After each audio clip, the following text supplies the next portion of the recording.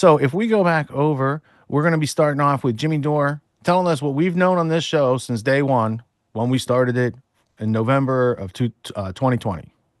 EcoHealth Alliance, in league with NIH, NIAID, USAID, CIA, MI6, did this thing in a lab. They lied to us about it at every fucking step of the way. They printed false articles in the Lancet. They told each other behind the scenes in private emails between Peter Daszak and EcoHealth and Tony Fauci.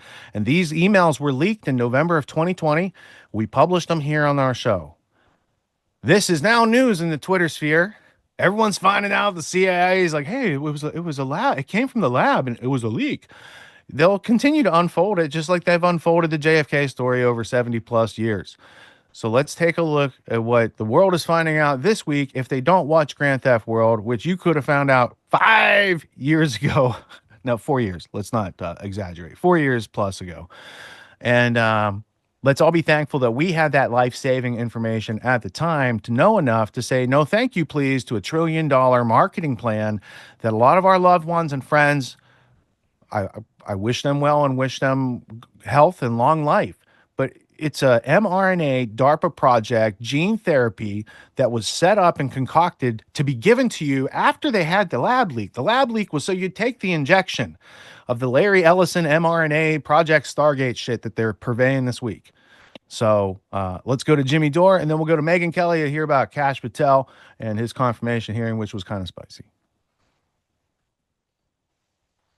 Come see us live on tour. We'll be in Los Angeles, Dallas, Texas, Hartford, Austin, Baltimore, Hartford, Syracuse, Atlantic City, Cohoes, New York, and Providence, Rhode Island. Go to jimmydore.com for a link for tickets. So the CIA, who all along knew that the coronavirus, COVID-19, came from a Wuhan lab because it was funded, it's a DARPA project funded by Fauci through a CIA cutout called EcoHealth Alliance. So they always knew it, but they lied. Not the CCP. They helped us. We still make viruses with them. That's Our right. enemy, the CCP. But now the CIA is now saying that its intel always showed that the COVID virus escaped from the lab in China. What? This bombshell and the JFK file? There's just something so weird hearing the truth from the CIA. Isn't it weird? I don't know how to process this without a shower. I mean, well, I'll tell you why, because it's not the truth. It's not a leak. That's the trick. At the end, we go, oh, it was a leak. It's amazing. Go ahead. It's amazing how the most... by the way, it wasn't a leak. Yeah. Whoopsie-doodle. It was what Kurt's saying. This was a lot of people say this was on purpose. A lot of people say that this was a DARPA project. A lot of people say this is a bioweapon. A lot of people say that. Why would you think it wasn't? Why are they even doing that research? A lot of people say that. Why are you doing it at all if not to leak it? What's the purpose of it? What is the purpose? Everybody who's responsible says they should stop gain of function. In fact, Barack Obama stopped gain of function. And that's why Fauci went behind his back through EcoHealth Alliance, a CIA cutout, and kept doing it. So it's amazing how the most advanced intelligence agency in the world finally found out something that I knew back in 2021. Isn't that amazing? So what Michael Schellenberger says, what the CIA didn't say is that the CIA under Biden broke the law in not releasing its analysis that said it actually came from the Wuhan lab. If it weren't for the election of Donald Trump, the truth might never have come out. Well, officially it wouldn't have come out through the CIA, but the truth has been out for a long time. Mm-hmm. And that's why with JFK, when those files come out, whatever's in there, they probably already told you a long time ago. That's right. You just didn't look at it. Believe me, they're going to be redacting a lot of stuff. Michael Schellenberger says, for years, scientists, government officials, and journalists called the idea that COVID-19 leaked from the lab in Wuhan a conspiracy theory. The lab leak hypothesis, they claimed, was xenophobic. It was you were racist. It was you were destructive. You were irresponsibly dangerous and destructive. You were prejudiced, and that it was thoroughly debunked. It's annoying enough that they call it a lab leak hypothesis, like it's some mysterious UFO shit. Hey, this is just a hypothesis, but do you think the new virus might come from a lab with the same name where they make new viruses? Or could it be some kind of extra dimensional thing? Jon Stewart, when he went on Stephen Colbert, should have said that it was just a hypothesis. Then maybe Stephen Colbert wouldn't have freaked out. Yeah. I think you're a virusist. What's that? You hate viruses because you're so much bigger than them. You're a bully. Yeah, I'm viracist. Yeah, I said Kung Flu once. Oh my God. He goes on, when Arkansas. So here, I'm going to show you. So now the Central Intelligence Agency had concluded that the COVID-19 most likely emerged from a lab leak in Wuhan, an agency spokesman said in a statement on Saturday. While many Americans have long thought that the COVID virus escaped from a lab, the CIA's new assessment is significant since it confirms that it illegally withheld crucial information from the public. This admission should fuel demands for greater government transparency and a range of other issues, including Russiagate hoax, because that's what it was, the Hunter Biden laptop files on the desks of JFK, RFK, and Jeffrey Epstein. I'm with you. Let's throw 9/11 up there. Hey, here's a hypothesis. COVID didn't escape from a lab. It was deployed on purpose. That's a hypothesis that some people have. It's a hypothesis. And by the way, they have to keep how that works. They have to keep the Epstein client list secret for national security reasons, because if it ever came out, lots of national figures would not be showing up for work the next day. It would look like a construction site after Trump starts doing illegal roundups. Well, Epstein had one client. It was called Israel. Yep. The blackmail people aren't clients.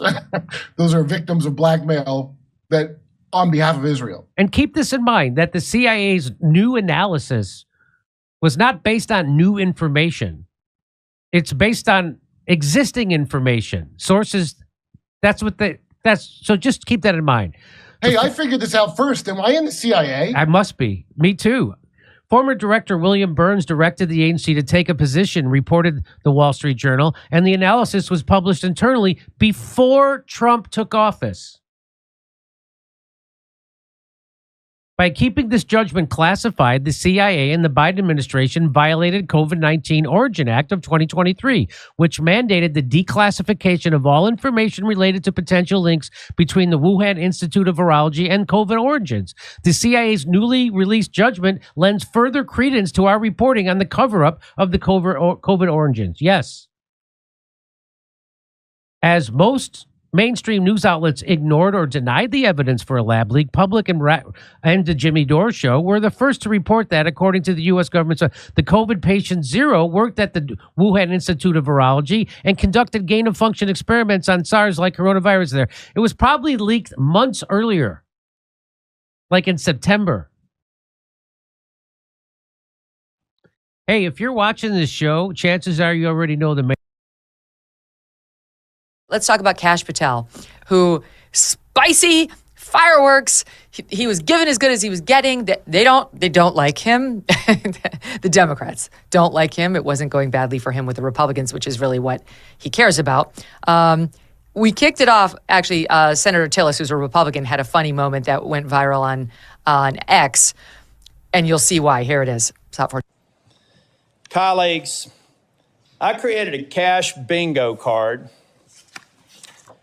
that I have available to any of my colleagues who would like it on the other side of the aisle. Some may view this as an unserious caricature and not appropriate for this committee. Sadly, I consider it a serious caricature of what I expect to be witnessed today. I think we'll have words like enemies list and deep state. I've already X'd out 4 boxes in the opening statements alone. The fact of the matter is, some people will be here to simply substantiate a false narrative. Okay, so I love that, the Kash Patel bingo card. And true to form, that's how it sounded. I'm going to kick it off with an exchange Kash had with Amy Klobuchar, Democrat of Minnesota, and she ran for president not long ago, and he really was not taking her, trying to give him the business. Watch. asking to be head of the FBI, and he said that their headquarters should be shut down. Mr. Chair, parliamentary inquiry. You got anything you want to say, Mr. Patel, before I go on to Senator Lee? Simply this. If the best attacks on me are going to be false accusations and grotesque mischaracterizations, the only thing this body is doing is defeating the credibility of the men and women at the FBI. I stood with them here in this country. In every theater of war we have, I was on the ground in service of this nation. And any accusations leveled against me that I would somehow put political bias before the Constitution are grotesquely unfair. And I will have you reminded that I have been endorsed by over 300,000 law enforcement officers to become the next director of the FBI. Let's ask them. Mr. Chairman, I am quoting his own words from September of 2024. It is his own words. It is not some conspiracy. It is what Mr. Patel actually said himself. Facts matter. You forget that you had 3 minutes in the next round to say what you just said. Okay, I'll say him again. Okay, so a couple things I observed there. Grassley, who's 88, is still really strong. Listen to him yelling at her at the end, like, "Get off my lawn, you angry lady!" And she was like those Democrat women at the Pete Hegseth hearing, like, nah, nah, nah, nah, nah, nah, like a whiny, scoldy lady. And Kash Patel, every comeback he had in the entire hearing should have been punctuated with a boom. That's you could see him kind of doing it too, like boom, go. It was fun to watch. I don't think they laid a glove on him, but it wasn't for lack of trying, Glenn. This is the thing that really amazes me, Megan, and it's been amazing me for 2 years now. The Democrats keep saying with a straight face that they are concerned that first if Donald Trump won, and now if Kash Patel gets confirmed, that they're going to politicize the Justice Department in order to weaponize the Justice Department and go after their political enemies. And you're sitting there and you're watching this and you're thinking, I just watched you bring 4 felony cases against Donald Trump and openly admit that your election strategy was to make sure he was imprisoned prior to the 2024 election because you thought that was the best chance for you to win the election with Joe Biden. I've watched you spend the entire first Trump term unleashing Robert Mueller and every prosecutor you can find based on this bizarre conspiracy theory that Trump collaborated with the Kremlin, which came out of the FBI and the CIA because they hated Trump. And Robert Mueller himself ended up saying there was no evidence for it. They've done nothing but, the Democrats have, politicized and weaponized the CIA, the FBI, the entire justice system and intelligence apparatus. And then they have the nerve to turn around and say that because Trump is putting somebody in there who wants to clean that out, they're the ones that are going to weaponize the justice system. The level of audacity to this is almost impossible to swallow. Yes. So on that subject, Dick Blumenthal of Connecticut, he comes out there trying to suggest that he, hold on a second, I want to make sure I get it. I can't find it on my SOT list, you guys, but it's the one where he's pushing him about whether he's going to protect FBI agents against retribution. Do we have that? Stand by as we get our act. Oh, so that's SOT 21. Yeah, here it is, SOT 21. Will you commit that you will not tolerate the firing of the FBI agents who worked with the special counsel's office on these investigations? Senator, I appreciate the time to visit with you. It is a yes or no answer, and it is your first test. Senator, every FBI employee will be held to the absolute same standard, and no one will be terminated for case assignments. And I'm not going to accept that answer, because if you can't commit that those FBI agents will be protected from political retribution, we can't accept you as FBI director. All FBI employees will be protected against political retribution. Those individuals deserve to be protected from Trump retribution. That was your first test. You failed it. By saying all FBI employees should be protected? I mean, what more does he want from him? Also, what they're really trying to do is basically create an immunity for people who broke the law. Let's assume that it is true, which of course it is, that people inside the FBI and these other agencies abused their power because they wanted to destroy Donald Trump because they disliked him politically, which of course we know. We've seen the emails of people inside the FBI saying exactly that, who brought the Russiagate investigation.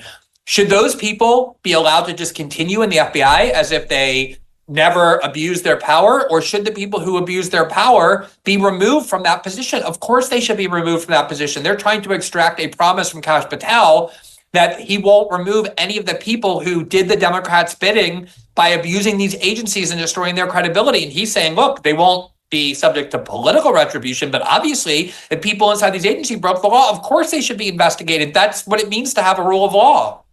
Yeah, if they misused their power, if they abused their power, they're gone. Finally, there will be some accountability. It's not a political payback. It's, you're horrid. You're trying to destroy this nation. Goodbye. Go find another job. I really enjoyed the exchange about what's going to happen with the FBI HQ because, you know, politicians like Ron DeSantis and others and Trump, but explicitly, and DeSantis made this a big issue, have been saying we need to get the FBI out of Washington. This is not the place for this building. They need to, you know, touch grass, one of those kinds of things. And this came up in response to a questioning by Chris Coons, who's a Democrat from Delaware, with Kash. Take a listen to SOT 19. How would shutting down the FBI headquarters impact its ability to prosecute violent crime and drug traffickers? How is that possibly a serious proposal, Mr. Thank you Patel? for bringing that up and allowing me to answer. It was to highlight the significantly greater point that I was actually making in that interview, which is well documented over and over again. 38,000 FBI employees, 7,500 FBI employees work in the Washington field office and Hoover building alone. If you increase that aperture just slightly to encompass the National Capital Region, that is 11,000 FBI employees work in the National Capital Region. A third of the workforce for the FBI works in Washington, D.C. I am fully committed to having that workforce go out into the interior of the country, where I live, west of the Mississippi, and work with sheriff's departments and local officers, and having one agent prevent one homicide, and having one agent in Washington prevent one rape. And I will do that over and over and over again because the American people deserve the resources, not in Washington, D.C., but in the rest of the country. And Mr. Patel, frankly, if that had been your statement, that would be something that would be defensible. It's the rest of it, saying you're going to turn it into a museum of the deep state, that causes repeated questions and concerns from people like myself. Again, Kash going to finish with boom. But, you know, when he said that, it was hilarious. And we've played that clip on this show about him saying he's going to turn the FBI headquarters, J. Edgar Hoover building, into a museum. Now, once upon a time, there was a heavily compromised gentleman, unusual gentleman, named J. Edgar Hoover. And he was the first director. He was director of FBI for like 40 years, from like 1920s, because they had transferred. FBI used to be another agency, and I'll show you in the history blueprint the history of it. But then he was director all the way up to the 70s. There were a lot of stuff going on. There was a lot of Blue Suite meetings out in the Plaza Hotel, as you would learn from One Nation Under Blackmail with Whitney Webb. And they were run by Roy Cohn, who was Trump's mentor. But back like in the 50s, I think, Edgar Hoover, he wrote this book. And I do have many, many, many, many passages in this book highlighted. But it's the story of communism in America and how to fight it. And I just keep getting the feeling that maybe like the communism's still around. Maybe it hadn't been fought off or something. Maybe the FBI didn't do its thing. I don't know. Maybe they were the ones blackmailing J. Edgar Hoover. Let me see if I can get this to move into a position so I can read it and show it to you at the same time. So let's see when this book was written. 1958. It's got a foreword. Every citizen should read this book. Let's straighten that up so you don't get vertigo. Contents: who is your enemy? How communism began. The communist appeal in the United States. Life in the party. Communist Trojan horse in action. Communist underground conclusion. Who is your enemy? And this is not the point of the show, but Lenin and the Russian Revolution. There's a lot of interesting history in here, especially if you start to read Anthony Sutton and Carol Quigley and start to put things together. This is just, you know, J. Edgar Hoover's perspective at that time. And he does have this famous quote where he said something to the effect of, there exists a conspiracy so massive that the average human cannot conceive of it. And JFK also has a secret society speech where he talks about these people who have secret oaths. JFK is not talking about communism. There's no secret oaths for communism. So there's something there. And as Carol Quigley's wife, Lillian Quigley, she wrote a book called The Blind Men and the Elephant. And that's a famous parable, but that's kind of like what's going on. You got Edgar Hoover. He's seeing one thing. You've got other people that write their perspectives. You read a bunch of these books and start to see what was known at the time to see if you can actually understand the history and then, do something about its existence continuing to this day and maybe even going on unnoticed, unchecked. There's a lot to break into there, but the previous block that we had with Kash Patel, that I didn't watch the whole conference because there was more important news breaking this week than to watch people get questions to answer in the Dog and Pony Show. But I did catch, the usual suspects doing the usual tactics and playing the stupid games and getting stupid prizes in that aspect. Scott, what were your observations on that? Yeah, I caught a fair amount of all of these hearings over the week, and I don't know, are we talking about the RFK one at all? Is that No, but that'll. Okay. I think that comes up maybe later. Or okay, because I definitely have some thoughts on that. I was having a field day with that all week, but anyway, so. But yeah, no, I mean, it's just the same nonsense. They just go through the rigmarole. It's just like the same. You just know what people are gonna say before they even say it. Like what I'm blanking on the name. Elizabeth Warren's and the Bernie Sanders. Like that was hilarious. I saw her. I saw her. Yeah, and they don't disappoint. And it's just like it's a charade. It's all show. It's all theater. And it's like, but it's in this interesting point where, you saw a tweet that I made earlier in the week where it's like, okay, you guys. And so I was getting a lot of flack because I was criticizing RFK really, really bad because I'm like, this guy, I couldn't even, like, they were all, like, all those guys, Elizabeth Warren and all them, they were all saying all the stuff that you would think that they would say, and it was infuriating me. And then he would come back with a response saying, like, I love vaccines. I'm going to make sure we increase vaccines. I love Operation Warp Speed, all that stuff. And I'm like, what are you doing? Anyway, so that's a whole thing. But it's like, at the same time, and so that my criticism was like, you guys, okay, just because your team might be in there, it's still the government, okay? Never, ever lose sight of the fact that this is still the government. Your boy Trump might be in, your boy RFK might be in there, but at the end of the day, it is still the government. It's like having a pet tiger. Yeah. Right? Yeah, what was that guy, Joe Exotic?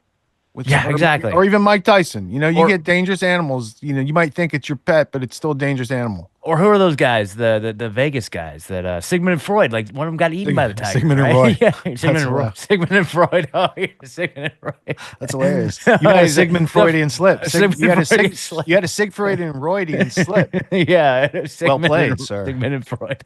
Anyway, but yeah, one of them got eaten by the tiger. So it's like, at the end of the day, don't forget, you guys, this is still the government. And it's like Kash Patel's like, dude, I mean, what if they actually go in and start doing some of this stuff and like revealing all the Epstein 9/11s? It's like, that would be amazing, but I'm still going to be like, yeah, what's going on? What is going What's it come with? Here? That's what I want to know. What's the sidecar with it? Yep. What is served with it? Because you could sell me on a big plate of free Ross, but also comes technological tyranny. And I'd be like, you already pardoned them, bro. So exactly. So it's just, just always maintain that position of complete skepticism. And it's our job, as people that have platforms and voices, to just be as critical as possible at every step of the way and just never fall asleep and fall under their spell and always just hold them to the highest degree that we possibly can. I mean, we don't really have any power to do anything. We've already voted them in. That's our power, is to not vote them in, and so, but now that they're in, it's like, we can scream from the rooftops as much as we can, but it's like,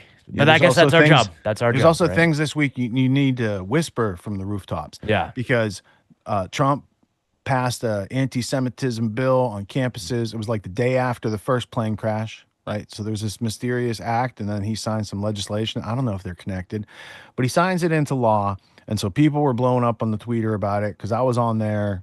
I was on Twitter because I was adjusting Rumble ads all day, because it's like your own casino. And so you're in there tweaking ads and improving copy and putting a new graphic in and A/B testing. And I had time to tweet. And I saw everyone getting upset about that. I'm like, well, that's unfortunate. And then, you know, between the Kash Patels and the Pete Hegseths of the world, right? If I had to explain my position, there's a good deal of education necessary, right? Because Pete would be staunch Zionist, like Israel, no questions asked, right? He really. I heard rumors he's getting red pilled. I heard he made some appointments that are. I heard rumors from the inside. So we'll see. Maybe. Yeah. I'm going to be a white pill. I heard rumors that he got red pilled. Best. Yeah, I got rumors that he Not got fear the white, worst. Yeah, right? I heard he got white pilled like in the last like 2 weeks, or red pilled in the last couple of weeks. So. The history of the Israel-Palestine conflict on Grand Theft World page on Rumble. Go ahead, share that around. It bridges that gap. I just be like, watch this and then meet. You know, now we can talk on the same ground about the same things. But there was a meme earlier today, and it was like the lady drinking coffee, and it was like, hey, did you know Rothschilds created Israel? And I said, there's more truth to this meme than meets the eye. Like, it seems like a quip. It seems like a cliche thing to say, but there's also something to it. Before I get to that, because I think I do have that tweet over here, I wanted to show you guys this. Because we did a screening last Friday of State of Mind, the Psychology of Control, which, if I scroll back here, do we go back? There it is. All right. So we did that Friday night. There was 100+ people. We watched the movie. We had a little Q&A. Then we had Autonomy Quest afterwards. So people were hanging out till, I don't know, 10 or 11 o'clock. It was a great time. And many more of these types of events to come, which is the point. And I was clicking through here. I was like, oh, what else is on my IMDb? Rogue Narc. That's interesting. That's the Hector Barea's story before Netflix made, or before Amazon made Last Narc, I think they called it, right? Let's see. So that's like 2017. 2015, Bill Binney, The Future of Freedom. That's rocking. That's got over 1 million views over on the YouTube. If you want to be in the know about surveillance, encryption, that sort of stuff, you watch that. It's free on YouTube. Ultimate History Lesson with Gatto. I was like, bro, it has 9.4 out of 10 stars on an official, you know, this is like a normie website. It's epic. So thank you to everyone who understands how much that means a difference to people when they come and see it for the first time. I was like, holy shit, this looks really credible. It is. It has like 1,000 footnotes. I just didn't expect to see it on such a normie site with that high rating. So that caught my attention. And then you might get some residual traffic from Rogan on that one as well, because Kurt did mention John Taylor Gatto as well. So, oh, dude, that'd be awesome. Yeah. More people need to know the story. Here's something no one's really ever seen. Stand for Truth. We interviewed, this guy's Peter Ketchum, and I was a cinematographer on this project. He's a NIST whistleblower, and he says on camera that NIST never used the evidence to make their models of how World Trade Center 7 came down. Now, why would you not use evidence from the crime scene to make your model? Anyway, we talk about that for like an hour. That was a lot of fun. And coming up, let's see, we have Autonomy Season 13 starting in a couple weeks. So if you want to get the skills, practice, confidence comes from practice, right? Network to ignite your potential and map your dreams to reality. You go to getautonomy.info, you click Ignite. Here's the steps, right? You become aware, you become informed, you get questions answered, you make a decision, take action. We do these things all the time, right? So in Autonomy speak, you click the link, you take the free primer course, you talk to a graduate so they can answer all your questions, and you can make an informed decision on your own time, and then you outgrow your status quo. I don't need to be personally involved in that whole journey. I'm just telling you how it works. This is how people get in. And it has been so invigorating over the past couple weeks doing the advertising experiment over on Rumble, because like I said, it's like your own casino. You get an idea, you make a graphic, you make a video, you start putting it in front. I put it in front of very specific audiences on Rumble because they let you dial it in. It's like super easy. So I went with people I watch, people I know, people who I have like friends and colleagues that have channels on there, and I show that ad in front of their audiences, and I think they get money for having ads being shown on their channel. I don't know how all that works yet, but I put several $1,000s through it the past couple weeks, and like 1.3 million impressions, and 1.2% of the people click the ad and go through. So there's like a whole rush of people that are now interested in getting their skills on together. So if you're listening to this thinking you're getting left behind, no, you're a Grand Theft World listener. You see, dude. I might have to pick your brain or something, because like we've been looking and talking about doing ads as well for Unjected on Rumble, and we're just like, I don't even know where to begin. So that's great to hear that it's like accessible and easy and kind of And also good news, LD Yeah. has landed safely, and Okay, it's good. snowing here and snowing up where he's at. All right, so we have a screening coming up this Friday. Autonomy screenings are going to be either films I've made or films my friends have made that I think are really good, and I want to share with everybody I know and do a watch along and Q&A. This week we are doing another in the mind control series so that we can liberate our minds of such control. It's a 3-part series because it's a 3-hour plus movie. The Minds of Men by Aaron and Melissa Dykes. Join us Friday at 4 p.m. Eastern Time. We go until about 7:30 with the Q&A after. We're going to break it into hour sessions. And I'm going to go through documentary evidence such as, let me see, in the history blueprint here, if we go to. As seen on the Joe Rogan Experience, the history blueprint. As well, people might have heard about it there. They haven't seen it there yet. Jamie, bring up Richard Grove's history blueprint. Was a tweet that I read the other day, and I was, I was like, dude, you're giving me an anxiety attack. Stop it. All right, so the Minds of Men has all these juicy topics. Like, why would you want? Look, you're going to see primary source information of a caliber that you're not used to. And all of these topics may seem disparate or unconnected, but I promise you there is a point, and they did a masterful job of creating that documentary. And we can't watch it all at once because it would just take too long. So we're going to break it up over a series of weeks. And we're going to be doing that over at autonomyscreenings.com. Now, here's the cool thing.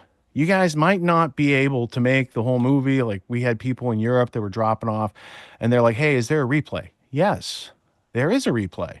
It goes in your account on autonomyscreenings.com, where if you register right now, you get a free account for the rest of the year. You get access to all the screenings, and you get the replays. What are you waiting for? Autonomyscreenings.com. Yeah, right, and so, I go have ahead. to say on that too. Like I was there for a little bit. I had to dip out. It was date night, right? All that fun stuff. But I was there for a little bit, and you know, it gives you a good experience about what autonomy is all about. So like if you're just kind of wanting to get your foot in the door with the whole autonomy scene, you get a good glimpse of that, because the whole core of autonomy is the community itself, right? It's like the seeing the other people there, interacting, getting to know the others in there, and so you get a taste of that there. That's where you know you could do it too. Yeah. That's where you're like, oh, this is doable. I had such a great time watching the movie because we made it. It was like 12 years ago we made that film, and my wife narrates it. And I'm always in the mood to make evergreen content. So if you watch it 20, 30, 50 years from now, it should be accurate. So I'm watching it thinking, is this movie going to hold up? Because I didn't have complete creative control over the whole gig. And I was so proud of the group effort that came together. Here's a ragtag group of people who aren't supposed to be doing this. If we were playing by the rules, we'd all have corporate cubicle type jobs and not be independent, freedom-minded filmmakers, right? Doing this gig. And making that movie was a huge growth process. There was a lot of challenges in it, right? But I was so proud of the way all that information in that movie. Where's it at? It's right here. In this movie, 100% still accurate, and it was right before wokeism. So all the things, like we have the president of the American Psychological Association in here. We have Colin Ross, who is one of the original MK Ultra like receivers of the FOIA documents that unlocked MK Ultra for people. Alex Jones, Deborah Griffin, I'm in there. There's a couple other people in there. John Rappaport. It's a very good starter or primer. It's a primer. It's a good starter. And this week, we're going to go deeper because the Minds of Men is like the whole PhD education on they, them, those who want to control your mind. State of Mind, on the other hand, is more of a meta arc over thousands of years of human history. This has been the trend. Minds of Men is very specific. World War II, forward, CIA, MI6, MK Ultra, Nazi, underground rocket scientists and biologists and stuff like that. All the good stuff that comes along with it. Hubertus Strughold did a whole bunch of experiments. That's like the, what's that Japanese group that did all the human experimentation? Unit 746 or whatever. Yeah. I got it wrong right now, so don't do that. But anyway, 742, Unit 742. I bet that would be it. We had an American version of that run by the Americans and the British. And Hubertus Strughold did experimentations on people to see what would happen, like if you put a human being at 90,000 feet and their blood boils because of low pressure, you know, these sort of things. Very inhumane projects that were going on. We learn about it so that history doesn't repeat. That's what we're here to do. Not on our watch is this type of stuff going to continue to precipitate and repeat throughout our lifetimes in various ways. So we're going to learn to set aside the fear, maybe not look to be, you know, given safety from your captors, maybe look to make yourself more dangerous, make yourself a force to be reckoned with on the playing field. Maybe your captors will have something else to do at some point, and you can become a prisoner who escapes instead of a slave who loves the servitude and wants to please the master. Anyway, those things aside, it's all about learning your way forward and adulting through this process where we were not given a proper education, and rather we were indoctrinated with a finite set of information that does not lead to our freedom. In fact, it leads quite to the opposite of our freedom. So, slavery in all its forms is wrong, and we should continue to stand guard and be vigilant and learn about that which has been done to incapacitate human consciousness in the past. Without further ado, let's go to our next block. LT, he says thumbs up, he's good. We're going to through stream media, ironically enough. See, that was a good setup. One question at the RFK Jr. Confirmation hearing that is like everything wrong with our country. And so Melissa has an opinion piece. She saw some stuff and she's going to let you have it. I thought it was great. And then we're going to Redacted's interview with Dr. Robert Malone, who I'm looking forward to interviewing at some point here in the near future. His development or co-development of mRNA technology has always been an issue. His holding of Defense Department contracts, all those things, right? But he has been outspoken, and unlike many of his colleagues, right? Maybe he has different time allotted, like maybe he's got more spare time to research, or maybe he just is one of the rare few who's taken the inclination to read up. He has an inkling, not an inkling. He has a very good working understanding of globalism, the New World Order, technocracy, these sort of things that are being used in our midst. So much so that I saw him lecturing at Mises University, and I was like, wow, Dr. Robert Malone is talking about stuff that we've talked about for the past 20 years that was conspiracy theory. And now the guy who made the thing that everyone got, you know, put in their arm is saying they, them, those who can easily be named are up to something, right? Like, let me just pull a random book off the shelf here. What do we got? Do we have, Homo Deus. Okay, what's this all about? This is they, them, those who brought you the pandemic, and they're talking about like the end of man and making man into a god through technology. What is Project Stargate and Larry Ellison all happy about that you're going to hear about in this next clip? Same sort of thing. So there are people on this planet, let's say it like this. They're hacking God's creation with malicious intent. Try that on for size. Let's go to the clips. We'll come back and comment. I don't know why we have these confirmation hearings, honestly. Do you believe, as the chairman of this committee believes, as the vast majority of members of our intelligence agencies believe, that Edward Snowden was a traitor to the United States of America? Senator, if confirmed as Director of National Intelligence, I will work with you to make sure that there is not another Snowden-like leak. Because it's very clear they don't actually want to know what the people they're questioning are thinking. They're just trying to play some kind of gotcha game, but it's not even an intelligent one. It's not clever. It doesn't come off as wise. Your voice would be a voice that parents would listen to. That is so dangerous. I will be voting against your nomination because your views are dangerous to our state and to our country. I mean, do you think science is dangerous, Senator? This is published, peer-reviewed studies. I yield. I mean, some of these questions that are being asked wouldn't pass a high school debate class. Just period.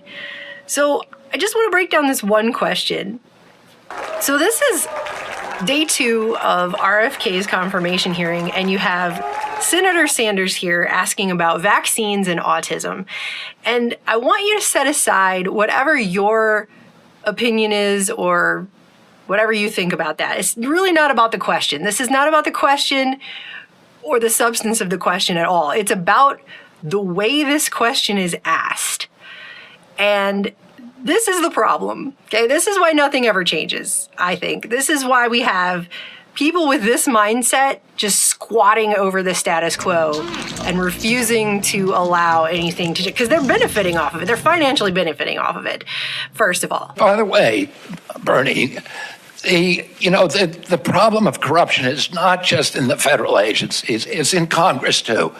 Almost all the members of this panel are accepting, including yourself, are accepting millions of dollars from the pharmaceutical industry. Protecting their interests. I mean, that is just absolutely true. It's completely on the record, and it's really weird how they keep trying to sidestep that. But anyway, put that aside too. I want you to watch how this question is being asked. There have been, as I understand it, dozens of studies done all over the world that make it very clear that vaccines do not cause autism. If he understands it, vaccine studies all over the world that show that vaccines do not cause autism. So that's, first of all, if he understands it. Do you believe and will you insist that Medicare continue to negotiate prices with the pharmaceutical industry so we can substantially lower prescription drug costs in America? President Trump has made it very clear to me that he wants to negotiate. Negotiate is a big word, Bobby. It's a big word. It's the word you just used, Senator. Yeah, but no, I use defend a particular law. But secondly, vaccine studies all over the world, the whole world, the entire world, like all of Earth, there's just vaccine studies from everywhere, right? Studies done all over the world. Could you be more vague? Studies of who? When? Where? Where were these studies conducted? Who funded them? No information at all. Just the most vague, he might as well not even have said words, because that's how vague this information is. We have vaccine studies from all over the world. Is that supposed to elicit anything from a person you're asking a question to? I mean, it doesn't mean anything.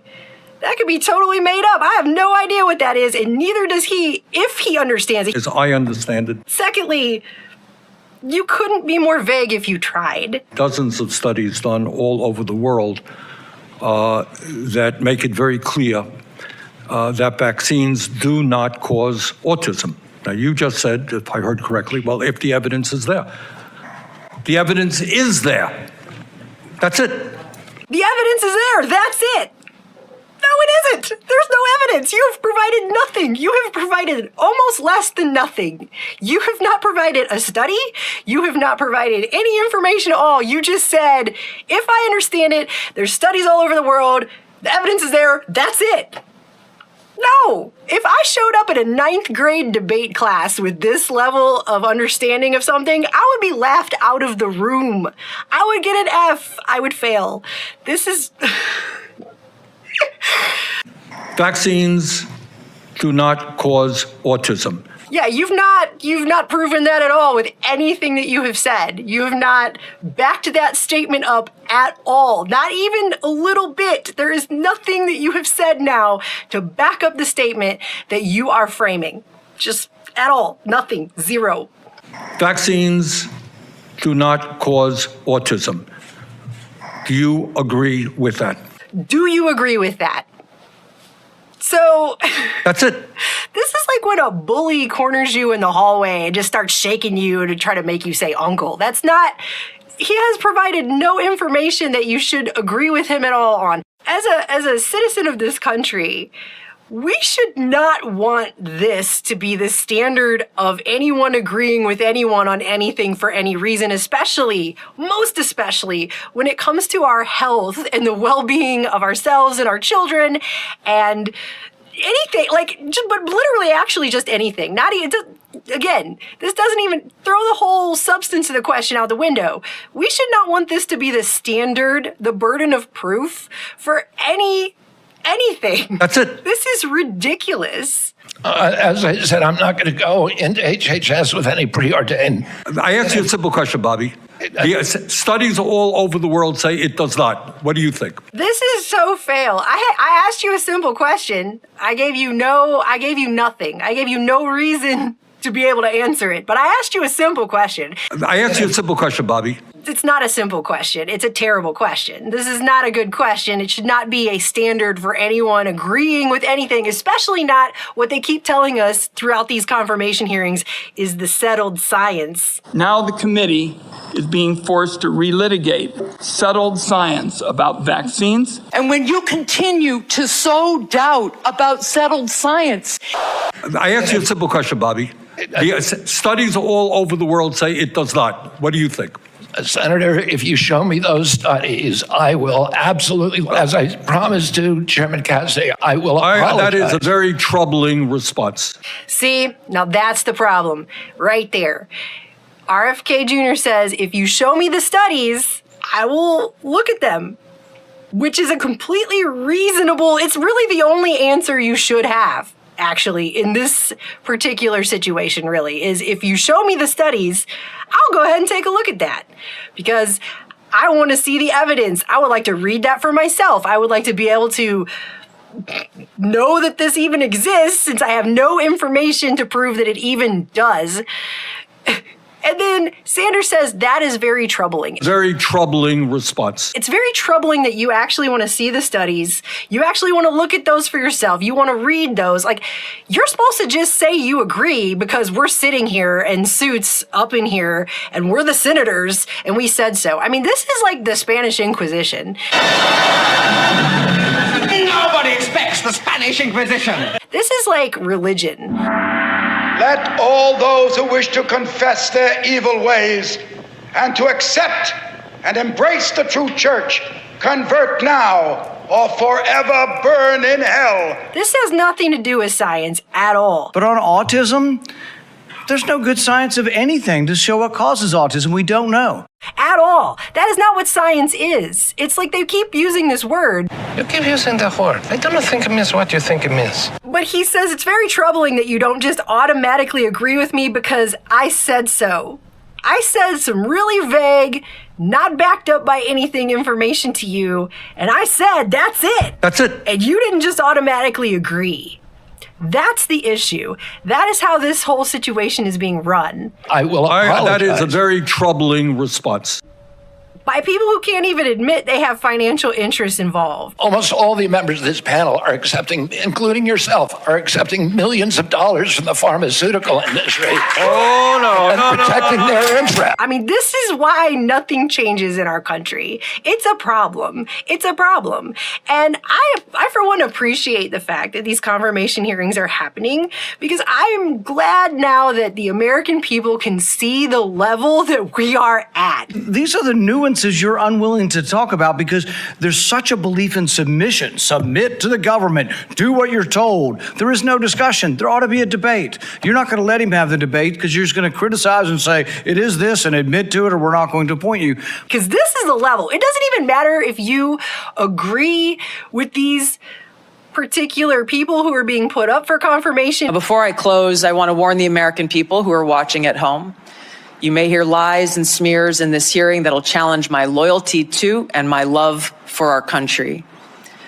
Those who oppose my nomination imply that I am loyal to something or someone other than God, my own conscience, and the Constitution of the United States. The fact is, what truly unsettles my political opponents is I refuse to be their puppet. And it doesn't matter, none of the actual specifics even matter. It's just the way this is being run should show you everything you need to know about why our country is so f***ed up. Because the studies are there. Your job was to have looked at those studies as an applicant for this job. I think the discussion over vaccines is so oversimplified and dumbed down that we never really get to real truths. And it's why people up here are so separated from real people at home. Shouldn't we be open? Could it be our food? It might be vaccines, it might be our food, but autism's more common. I don't know about the schizophrenia statistics, but autism's more common. Shouldn't we want to be open-minded? Instead, we're so closed-minded and we're so consensus-driven that the science says this. Settled science. Settled science about vaccines. The evidence is there.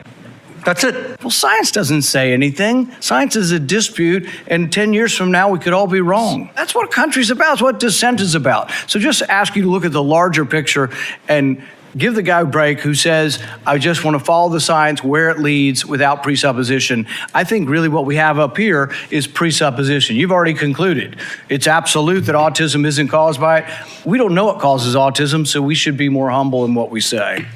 Sorry I didn't get to a question. Something's got to change.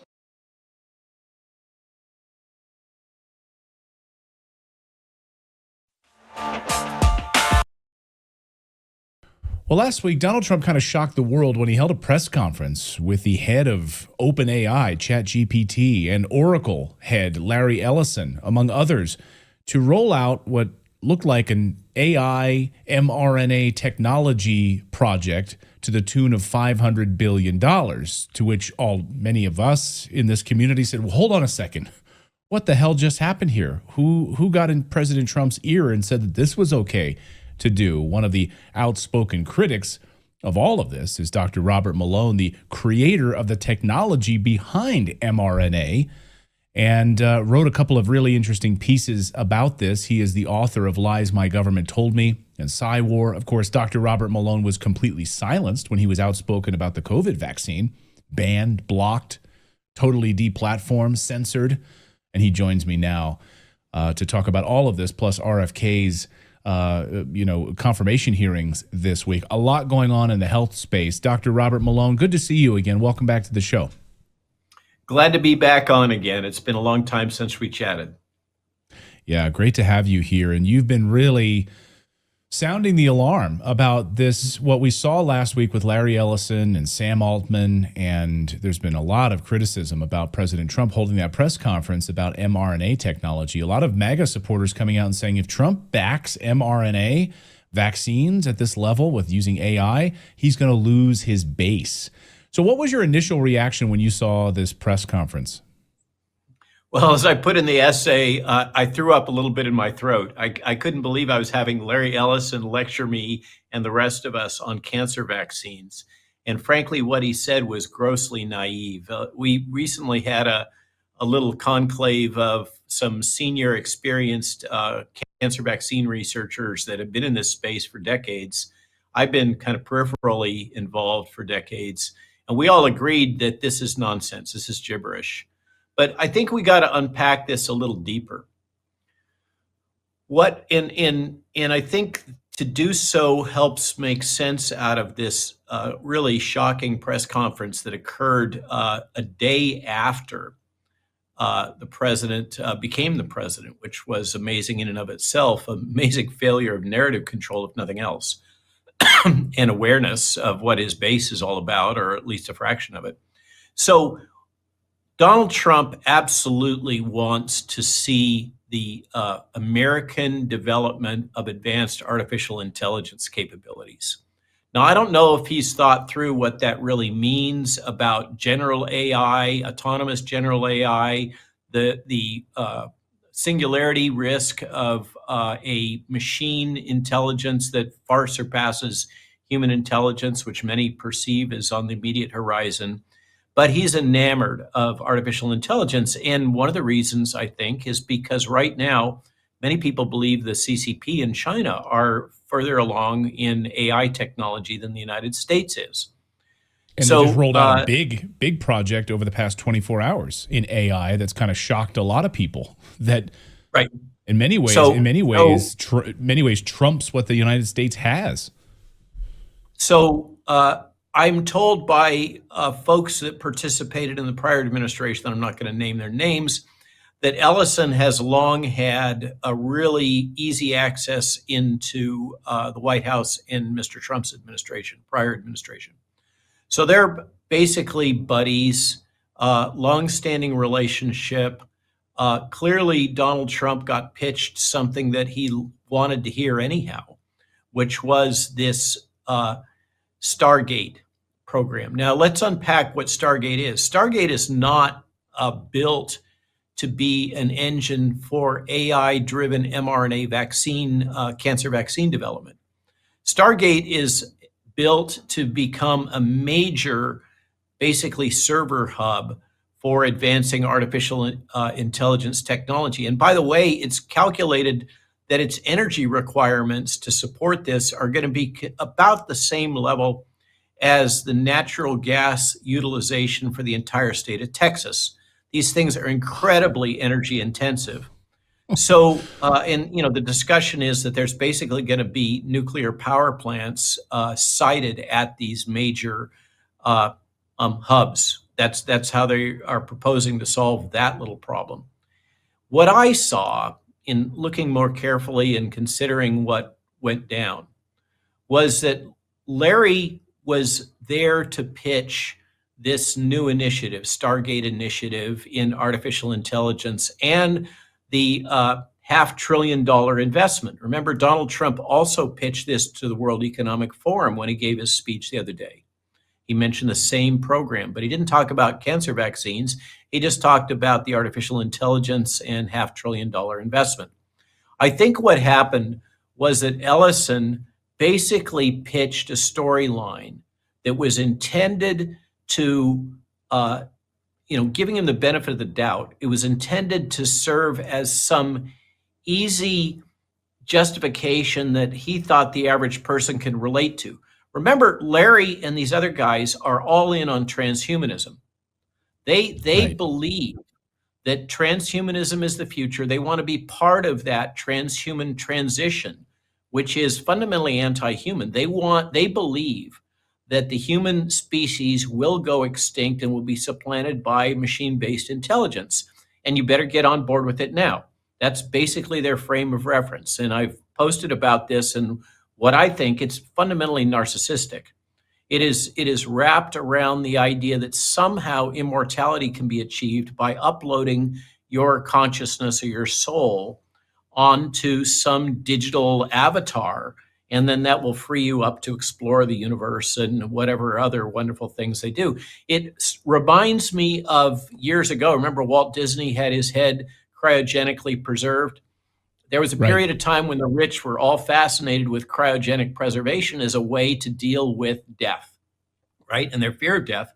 And I think that transhumanism is the new embodiment of this. But in any case, I think Larry went off script.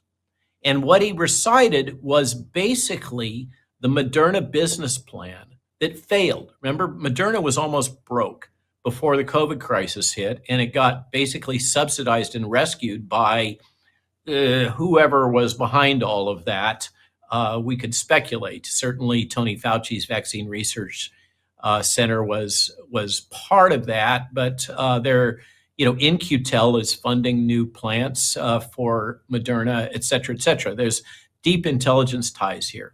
So I think what really happened is that Larry went off script and basically pitched a storyline that he thought would hit right at the heart of Donald Trump's sweet spot. Remember, Donald Trump is still all in on RNA vaccines, that this was a great success, that Operation Warp Speed was one of his greatest achievements, and he will not hear anything else. I can tell you from multiple people that have tried to discuss it with him, he's dug in on this one. This is not subject to negotiation. And so it hit all of the Donald Trump hot buttons: major investment, artificial intelligence, mRNA, and curing cancer, something that Biden, with his moonshot initiatives, completely failed to do, right? And so there's a little dig at Joe Biden, and then it was pitched all with fancy words that anybody that's been in this field over the last 40 years knows is completely disconnected from the reality of where the science has gone. So that's my interpretation. And I think people have gotten wound up for no good reason here. Well, I mean, you were the creator of the technology behind mRNA technology, so you understand this better than just about anybody. So when he was up there saying we're going to use this mRNA technology to target individual human beings and eradicate cancer because it's all personalized, we're going to use AI to do this. Why is he wrong about that? What was a red flag to you? So number one, I've had multiple clients in the computational immunology space for decades. this turns out to be extremely complex. Humans are outbred. And not to go into the details, but the molecules involved in antigen presentation, which is what we're talking about, the ability to circumvent the immunosuppression that occurs with cancer, with advanced stage cancer. The cancer is really a problem of a failure of immune suppression. And underlying that is some really complex immunology that we still don't understand. So what Larry is pitching is the idea that we can use computational immunology just with a little better computational tool, artificial intelligence. And it's already been used with supercomputers and, whatever the latest generation of whiz-bang is in the IT space. But he's saying that we can use AI to somehow predict the antigens based on sequence analysis of circulating cells, which, by the way, it's only a subset of cancers that have those peripheral tumor cells circulating. So he didn't tell us that part. And it turns out that the problem is not identifying antigens. The problem is understanding how those tumor cells are evading the immune response. Now, if Larry was to have said, hey, we're going to use AI to try to sort out what's going on in terms of cancer immunology, I would have said, amen, hallelujah, fantastic.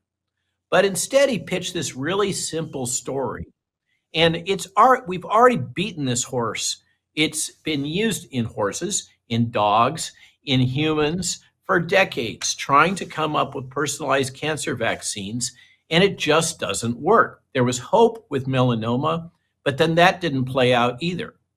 So what he's pitching us here is something that has been tried in a bunch of different ways, and it's based on core concepts that have been around for decades, and adding in the little sexy words of artificial intelligence and rapid mRNA manufacturing, which, by the way, we would be talking about something that is a strong six-figure cost. And also, by the way, personalized medicine and personalized vaccines are not something that the FDA likes very much. They've got all kinds of obstacles to doing this. So bottom line was, what got spun was naive at best, duplicitous at worst. Even worse, appears to have been designed to hit Trump's hot buttons.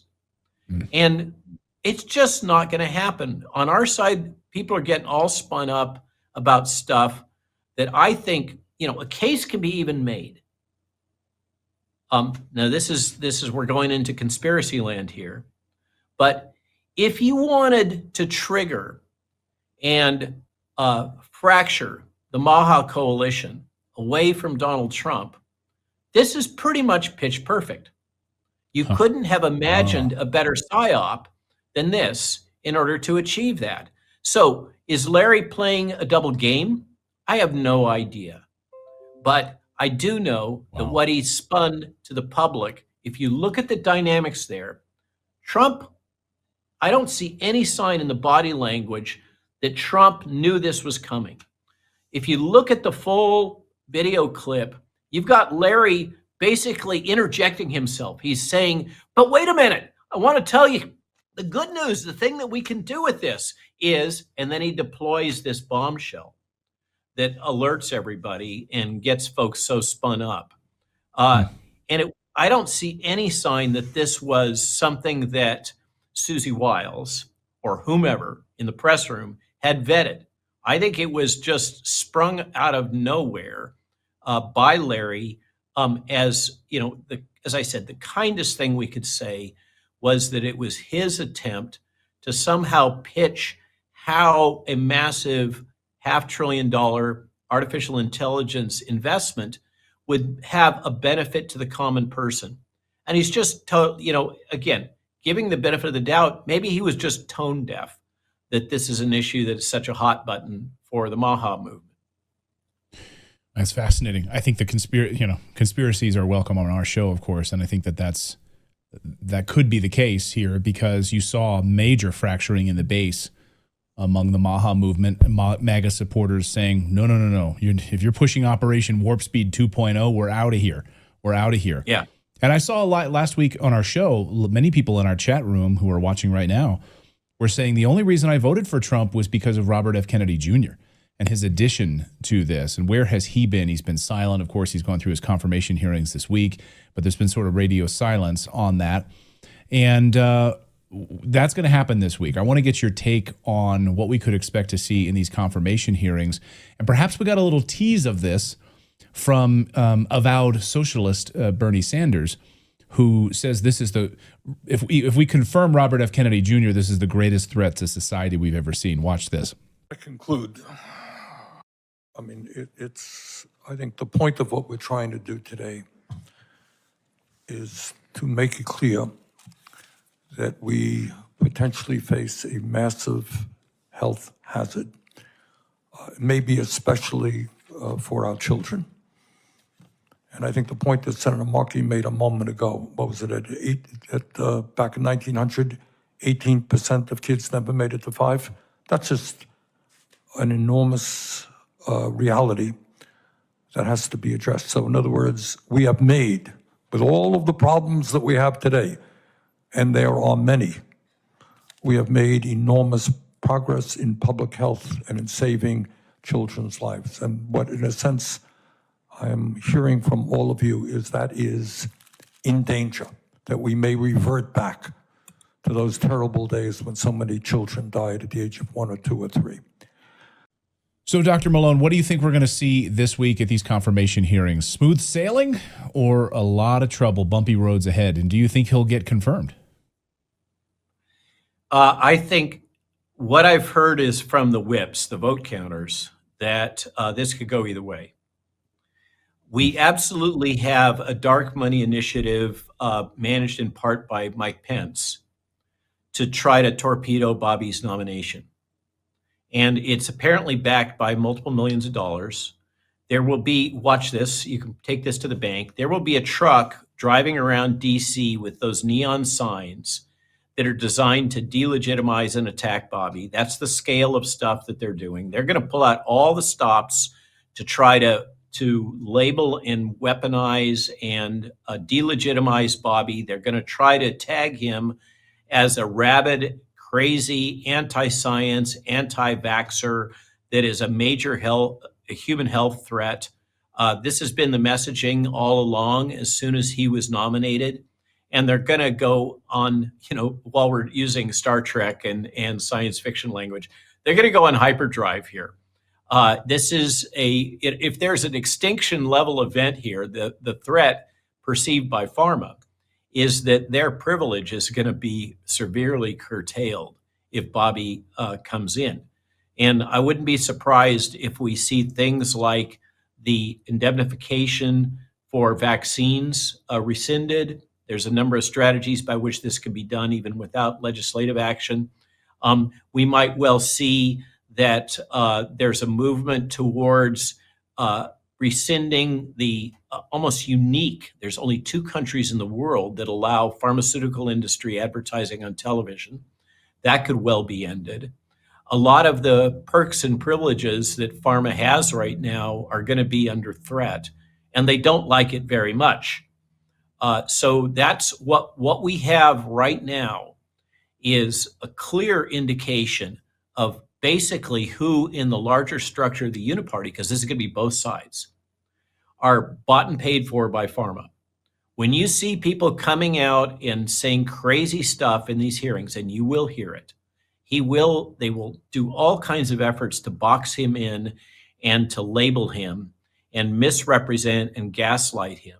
And when you're seeing that kind of stuff, you need to look carefully because those people that are doing it are doing the bidding of big pharma. And this is going to be a nasty battle, just like sec defense was a nasty battle, perhaps even more so.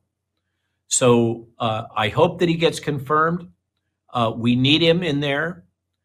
His challenge and job, and I can tell you, you're right. He and the team around him are totally focused on prepping and getting through these confirmation hearings to such an extent that they're hardly even thinking about what comes next. That's a big issue too. But he has to get through this, or all these plans come to naught. Now, there's a scenario wherein they manage to defeat his nomination. They better be careful what they wish for, because if Bobby goes down, because Bobby will take a rational, methodical approach to addressing what has gone on, the corruption that exists at FDA, CDC, and NIH. Okay, he will go stepwise, program by program, in a very thoughtful fashion. If they knock out Bobby, the probability is that what's going to come down is the hammer of Doge. And you're going to see across-the-board cuts and unilateral actions that are going to be throwing out baby with bathwater. So, pharma needs to, and the uniparty backers of pharma need to be very careful about what they're doing here, because they could well have unanticipated blowback that's even worse than anything they might have experienced should Bobby have been Secretary of HHS. Wow. My guest has been Dr. Robert Malone, author of the book Lies My Government Told Me, The Psy War. You can read his Substack as well, where he's very prolific over there. You can follow him on X as well. I highly recommend you follow Dr. Malone on X. And I know you are off to the European Union as we speak, hopefully to knock some sense into the Europeans. Dr. Robert Malone, great to see you as always. Thank you so much. Hope you'll come back soon.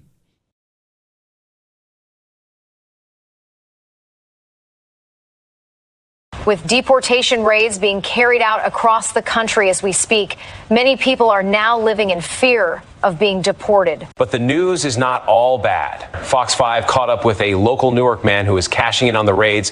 We go to Jessica Formoso for more. Many people in the United States are living in fear right now of being deported back to their home countries. Where I am, the streets are unusually quiet as people are staying in to avoid encountering ICE. However, that hasn't stopped local resident Chad Matola from cashing in after ICE announced they are paying $750 for any tip that leads to the deportation of an illegal alien. We caught up with Mr. Matola to learn more. Newark, New Jersey resident Chad Matola is your normal, hardworking American. By day, he drives for Uber, but he may not be doing that job much longer after his side hustle has proved to be substantially more profitable. So I've been watching the deportation raids on the news like everyone else in this country right now.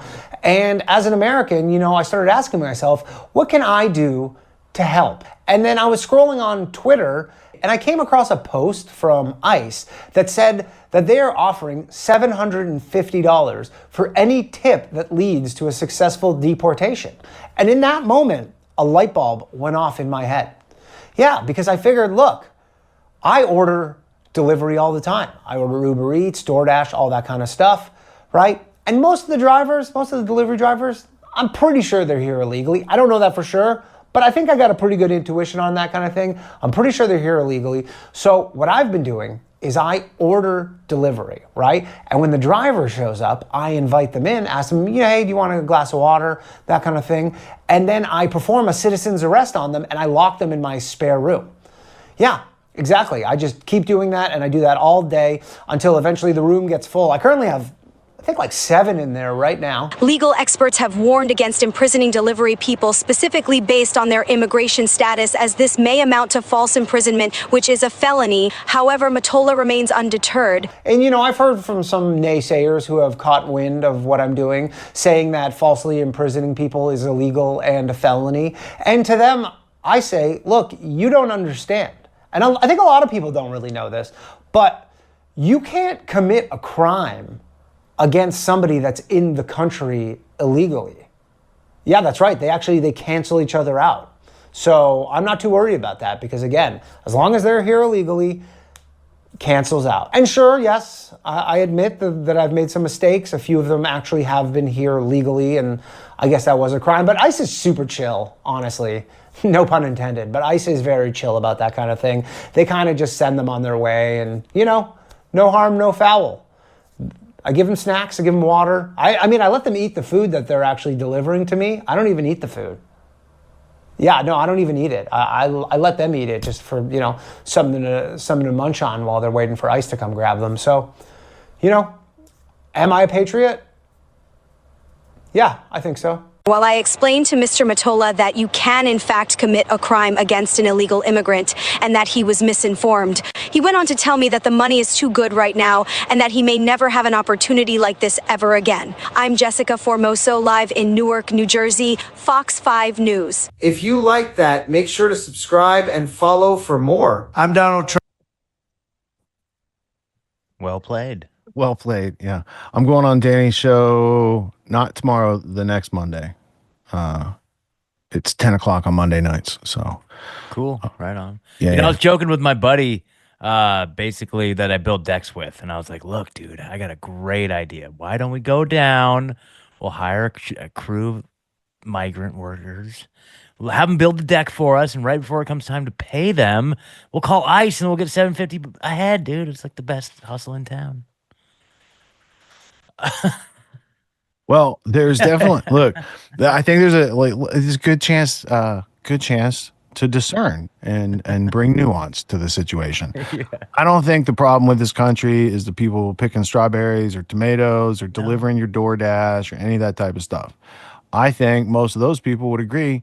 How about we get the violent criminals that were sent here out of other places, prisons? Let's just, separate ourselves from them, and then we can all get along. That's not a problem. The American dream is for everybody who, participates in the American dream and not the communist dream. Let's put it that way, right? You want to participate in something, you don't do the opposite and start plundering other people's production. The other flip side of that is if you made it to this country and you got the, willingness to work, I think you should be paid fair wages. You are not in Honduras or Guatemala anymore.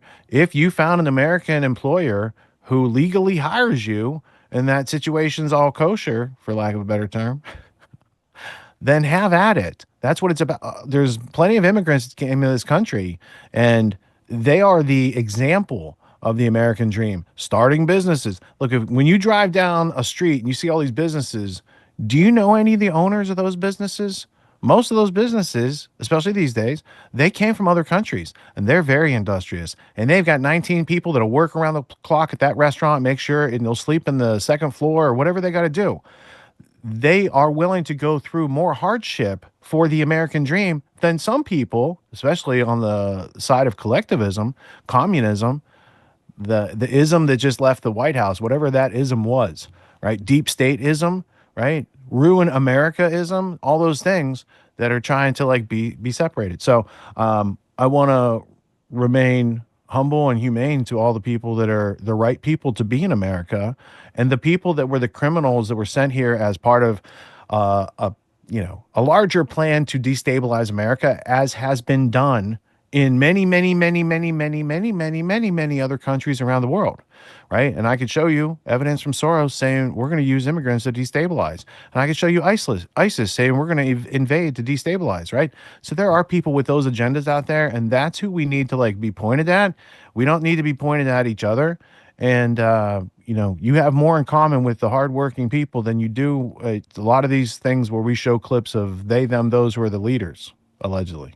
Yeah, I totally agree. And I was just joking, and it was interesting. I saw a clip earlier this week with Stephen Miller, I think it was, on Fox or whatever, and he was being interviewed. Or no, he was on CNN. Jake Tapper, I think it was, and they were getting into a little back and forth. And basically, Stephen Miller made the claim that only 2% of these illegal migrants actually work or whatever. But I was looking into a little bit more, and it shows it's 2 to 4% work agriculture, 25 to 30% work construction, and it says up to 70 to 80% of them work just whatever, hospitality. There's a lot of different fields that they do work. So it's an interesting discussion because, if we were just get rid of all of them, there'd be a lot that would change really quickly. But then I'm also for the self-correcting hypothesis where, things would eventually self-correct and people would have to actually go to work and all that stuff. So I think it'd be interesting for a time for sure, but maybe it's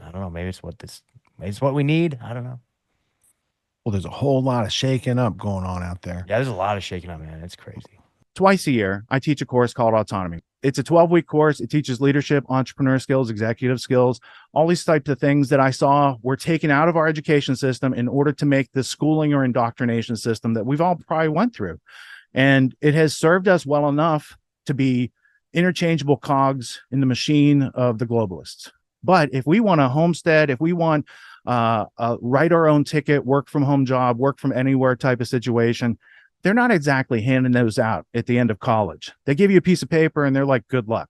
So reality is dropping us off here, but the demands of reality are up here. So I created Autonomy to help people close that gap for themselves so they can level up their skills to the demands of the situations that life is putting in front of us presently. Life's demands of intellect and understanding precision and complexity are ever increasing. The schooling didn't prepare us for it. The media is not going to do anything but reinforce what schooling prepared us for. And so we're going to have to take a leadership position and take steps off the beaten path to kind of blaze our own trail in life.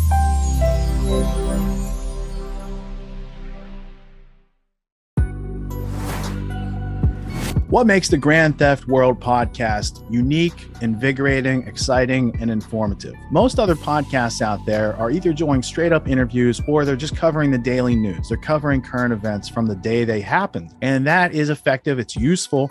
It's a great starting point. And then sometimes these current events change during the week past the first story. So we like to give it a little time. You have to wait till some of the dust settles on these stories in order to give them accurate coverage. And the other thing that's really missing in the media landscape is covering the articles that are coming out every day. That's great. That's necessary. But who's bringing in contextual history so that you can understand what has been going on for decades and decades to lead up to the machinations and actions that we see unfolding today? So what we do here on the podcast is we cover current events. Many of these things are censored, but we wait about a week. As a forensic historian, I focused mainly through my career on the history of globalism and collectivism and things that they call maybe the New World Order. There's a lot of facts to these sort of circumstances, groups, events, activities, working groups that they've had over time. So for Grand Theft World listeners, we not only break down the current events, most of which that are censored during the week, we provide you with contextual history, we give you the source notes, the references, we do deep dives, and this really empowers you with an understanding of context and history so that you can make more informed decisions in your life. There's also a community, a membership where you guys can actually ask questions and we can get into the show and we can share evidence. And there's a town hall weekly for Grand Theft World for those who listen to it and are interested in covering the stories that we don't get to during a 6-hour show. Listening to it an hour a day, you could easily consume the week's news, but you're going to have substance and meaning and context and understanding. And with that, you can make higher quality decisions in your life. So if you're interested in more quality in your life, go to grandtheftworld.com, click podcast at the top, and we'll see you there. Thank you. These allegations are false. This isn't Grand Theft Auto, folks. This isn't a video game. What are the most surprising things that you discovered once you started pulling on that thread? Who he was connected to, what institutions he was influential over, what events he participated in? Come on, man. What are we talking about? Come on, man. No. You don't have to think about it, dude. I got this quote because you said you didn't know much about Klaus Schwab. I made it my job to, as soon as this happened, I'm like, okay, this guy's their front man. Let me learn about the official history of the World Economic Forum. I got their 40-year history. I got every book that Klaus Schwab has written or ghostwritten. I went through those books. This is one of the most interesting passages. Come on, man. Come on.